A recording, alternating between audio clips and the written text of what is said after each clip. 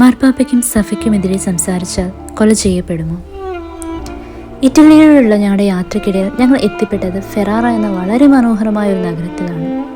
പഴയ കെട്ടിടങ്ങൾ, നടന്നു പോകാവുന്ന ചെറിയ കല്ലുപാകിയ വഴികൾ, അവിടെ നഗരത്തിന് മധ്യയായി നിലകൊള്ളുന്ന ഒരു ശില്പം.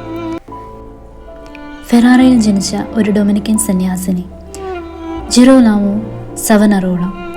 അദ്ദേഹം ദൈവത്തെ അത്രയേറെ സ്നേഹിക്കുകയും വിശ്വസിക്കുകയും ചെയ്തു. പക്ഷേ അന്നത്തെ കാലത്ത് സഭയിലും രാജാക്കന്മാരിലും ഉണ്ടായിരുന്നത് അഴിമതിയും ആഡംബരവും മാത്രമായിരുന്നു. ദൈവത്തിൻ്റെ പേരിൽ നീതിയില്ലാത്തവരെ പുറത്താക്കണം.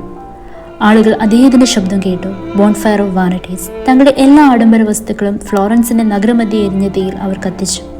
അവൻ മാർപ്പാപ്പയെ ചോദ്യം ചെയ്തു, സഭയെ വിമർശിച്ചു. ഫലമോ, അതേ നഗരമധ്യേ അവനെയും ജീവനോടെ കൊളുത്തി. നിശബ്ദമെങ്കിലും ഈ ശില്പം ഇന്നും വിളിച്ചു പറയുന്നു, ഭയപ്പെടാതെ സംസാരിക്കൂ.